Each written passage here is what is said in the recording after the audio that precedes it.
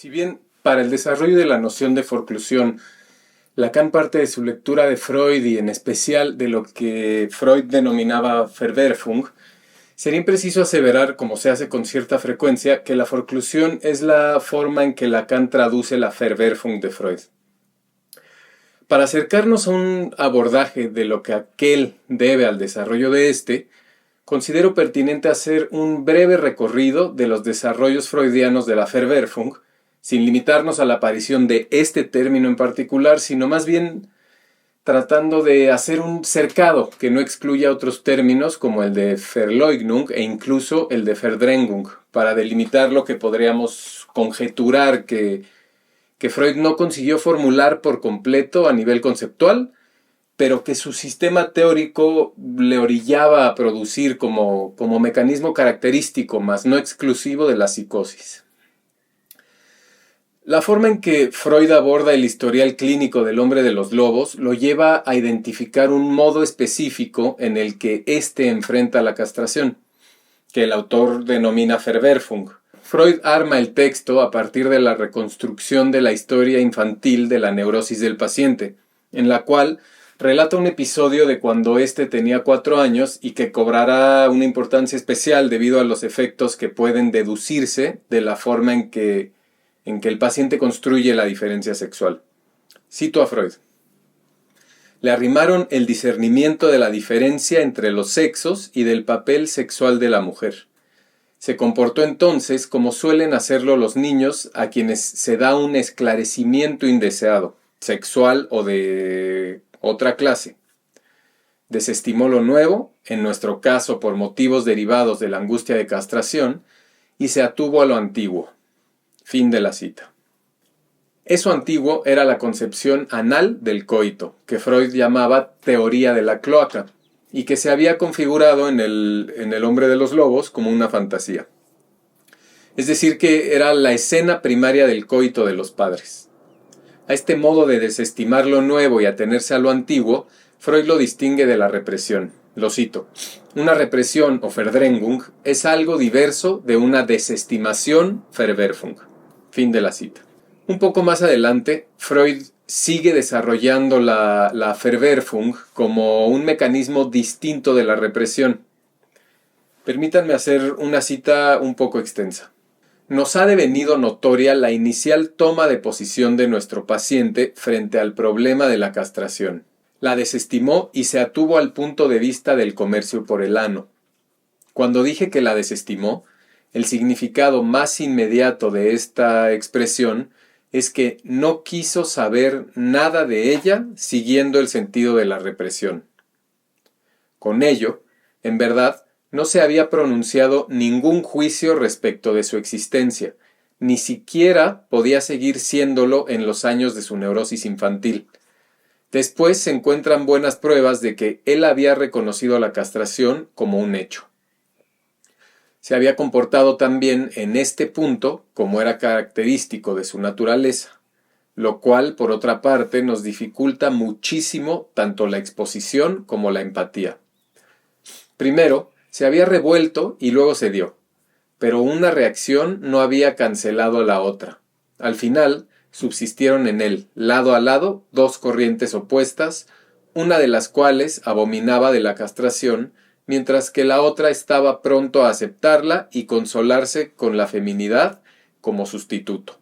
La tercera corriente, más antigua y profunda, que simplemente había desestimado la castración, con la cual no estaba todavía en cuestión el juicio acerca de su realidad objetiva, seguía siendo sin duda activable. Fin de la cita. De esta extensa cita podemos extraer una primera definición de la Verwerfung. Se trataría del rechazo de un saber, el de la castración. O sea, que sería una forma particular de enfrentar el hecho de la castración por la vía de una ausencia del juicio acerca de su existencia. Se hace como si no existiera. Además, puede coexistir en lo inconsciente con otros modos de enfrentar la castración, como podría ser la represión. Ahí mismo, Freud hace una segunda precisión sobre la Verwerfung al articular el sueño del hombre de los lobos con su alucinación, que ocurrió cuando era niño, en la que el paciente cree haberse cortado un dedo por accidente. Dice Freud que ésta, cito, cayó en la época en que se decidió a reconocer la realidad objetiva de la castración y acaso estuvo destinada a marcar precisamente ese paso. Fin de la cita. Se trataría entonces de que el haber desestimado la castración tiene como efecto, por medio de la equivalencia entre el dedo y el falo, no el retorno, sino la aparición de aquella. Es decir, que lo que la Verwerfung dejó fuera del saber inconsciente, lo que no fue admitido ahí, aparece como una alucinación.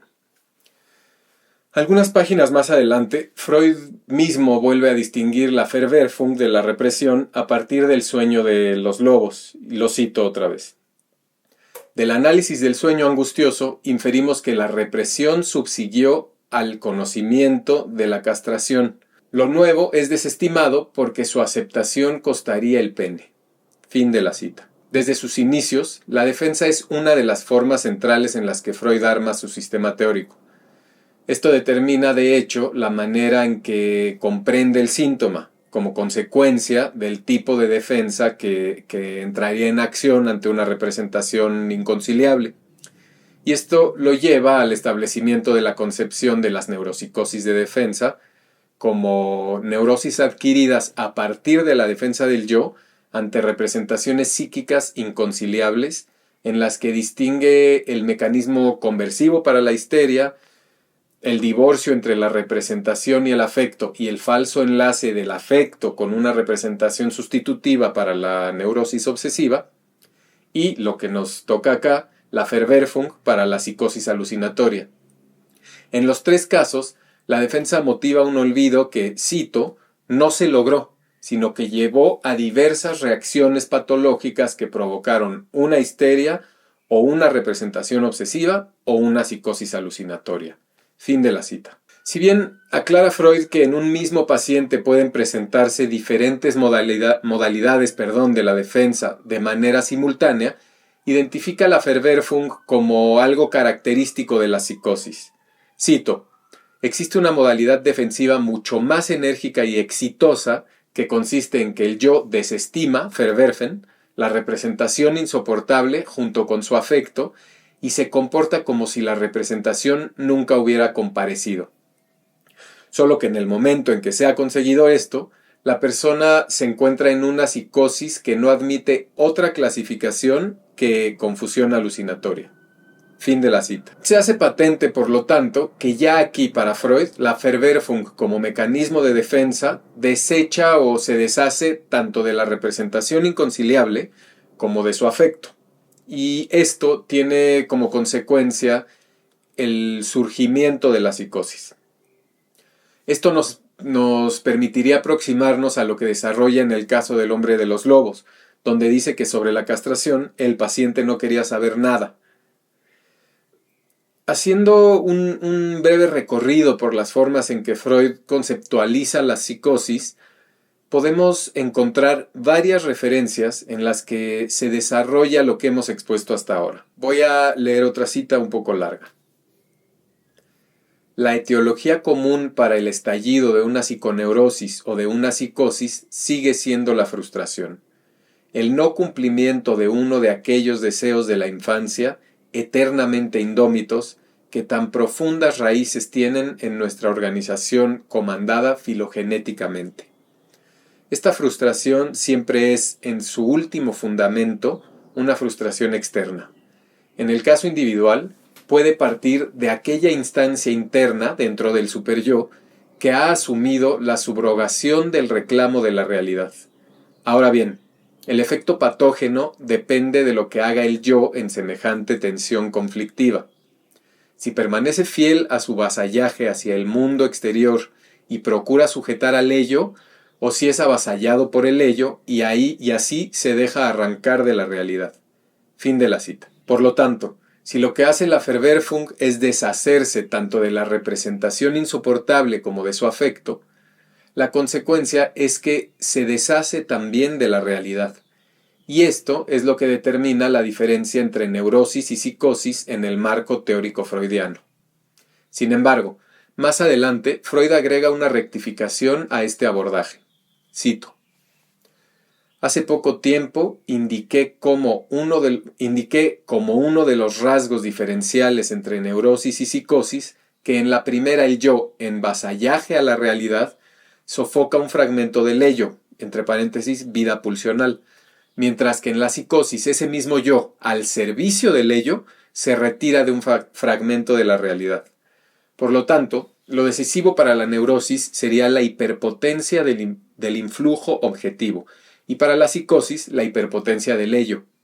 La pérdida de realidad o objetividad estaría dada de antemano en la psicosis. En cambio, se creería que la neurosis la evita. Fin de la cita. En este desarrollo en paralelo de la relación de las psicosis y las neurosis con la realidad, establece Freud que la neurosis no desmiente la realidad, se limita a no querer saber nada de ella. La psicosis la desmiente y procura sustituirla. Es decir, que por un lado, el neurótico no desmiente la realidad, pero no quiere saber nada de ella. Es interesante el paralelismo que esta frase, este no querer saber, tiene con la forma en que ya había definido la Verwerfung en el caso del hombre de los lobos. Sin embargo, en esta ocasión utiliza el término de Verleugnung o desmentida. En su texto de la negación de 1925, al tratar de establecer el fundamento o las condiciones de posibilidad de la negación, Freud desarrolla una teorización metapsicológica sobre la manera en que se articulan la percepción de la realidad y las representaciones psíquicas, que lo llevan a formular el examen o prueba de realidad. Y ahí Freud sostiene, cito, que, puesto que es tarea de la función intelectual del juicio afirmar o negar contenidos de pensamiento, las consideraciones anteriores nos han llevado al origen psicológico de esa función. Negar algo en el juicio quiere decir, en el fondo, eso es algo que yo preferiría reprimir. El juicio adverso, o Verurteilung, es el sustituto intelectual de la represión. Su no es una marca de ella, su certificado de origen. Fin de la cita. Si bien Freud no había desarrollado con amplitud lo que aquí ensaya, podemos encontrar referencias al margen relacionadas con esto. Por ejemplo, en su libro de El chiste y su relación con lo inconsciente, dice que en el inconsciente, cito, hace falta todo proceso comparable al juzgar. En lugar de la desestimación por el juicio, Urteilsverwerfung, dice, hallamos en lo inconsciente la represión, o Verdrängung. ¿Acaso la represión pueda describirse correctamente como el estadio intermedio entre el reflejo de la defensa y el juicio adverso, o Verurteilung? Fin de la cita. No aparece aquí una referencia al juicio de atribución, sino una hipótesis de la represión como una defensa que intenta desestimar una representación, pero no lo consigue por completo. Pocos años después, en 1911, desarrolla un poco más lo anterior y dice que, cito, en lugar de la represión que excluía de la investidura a algunas representaciones emergentes por generadoras de displacer, surgió el fallo imparcial que decidiría si una representación determinada era verdadera o falsa, vale decir, si estaba o no en consonancia con la realidad, y lo hacía por comparación con las huellas némicas de la realidad. Fin de la cita. Aquí Freud utiliza el término de Urteilsfällung en lugar del anterior de Urteilsverwerfung o Verurteilung, pero la cercanía semántica y conceptual es evidente. En 1915 presenta otra versión de estos desarrollos. Cito, si se tratase del efecto de un estímulo exterior, es evidente que la huida sería el medio más apropiado. En el caso de la pulsión, de nada vale la huida, pues el yo no puede escapar de sí mismo. Más tarde, en algún momento, se encontrará en la desestimación por el juicio o juicio adverso un buen recurso contra la moción pulsional. Una etapa previa al juicio adverso, una cosa intermedia entre la huida y el juicio adverso, es la represión, cuyo concepto no podía establecerse en el periodo anterior a los estudios psicoanalíticos. Fin de la cita. Es patente que no sería un forzamiento proponer que Freud establece, sino una equivalencia, al menos una estrecha cercanía entre las nociones de Urteilsverwerfung y Verurteilung, y que ubica la represión entre el juicio adverso y la huida. Además, aquí el juicio adverso ya es una defensa posible, y este desarrollo teórico es el que presentará mucho más completo en su escrito de la negación, en donde introduce la función del juicio, diciendo, cito, tiene en lo esencial dos decisiones que adoptar. Debe atribuir o desatribuir una propiedad a una cosa y debe admitir o impugnar la existencia de una representación en la realidad. La propiedad sobre la cual se debe decidir pudo haber sido originalmente buena o mala, útil o dañina, expresado en el lenguaje de las mociones pulsionales orales, que son las más antiguas, quiero comer o quiero escupir esto. Y en una traducción más amplia, quiero introducir esto en mí o quiero excluir esto de mí. Fin de la cita. Es decir que, para Freud, el juicio de atribución acepta e incorpora lo bueno y expulsa lo malo, siguiendo las leyes del principio del placer. El juicio afirma o rechaza la existencia de algo percibido y que a partir de esto formará parte o no de las representaciones inconscientes. Es a partir de esto que propone, el juicio puede confirmar la existencia de una representación en la realidad, pues dice, cito, la otra de las decisiones de la función del juicio, la que recae sobre la existencia real de una cosa del mundo representada, es un interés del yo realidad definitivo, que se desarrolla desde el yo placer inicial o examen de realidad. Ahora no se trata de si algo percibido, una cosa del mundo, debe ser acogido o no en el interior del yo, sino de si algo presente como representación dentro del yo puede ser también reencontrado en la percepción o realidad. Fin de la cita.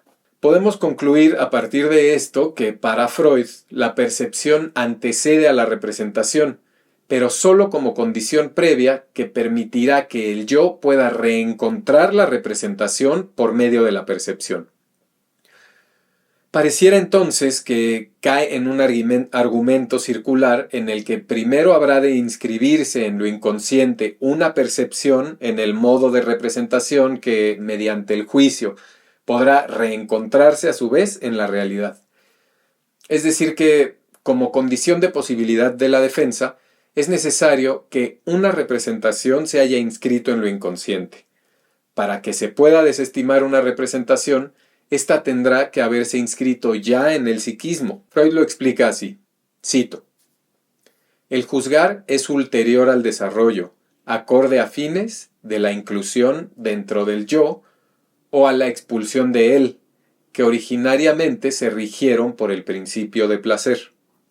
Su polaridad parece corresponder a la oposición de los dos grupos pulsionales que hemos supuesto.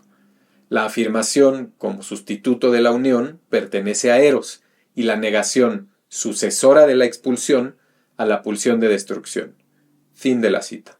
Si bien aquí Freud utiliza el término de Austossung en lugar del de Verwerfung, la proximidad semántica permite homologar en cierta forma su función conceptual. Me parece que es esta misma proximidad de la que partirá Lacan para proponer una nueva versión que, sin embargo, no será equivalente, pero sí conforme a su marco teórico. Esta función en Lacan se llama forclusión. Muchas gracias.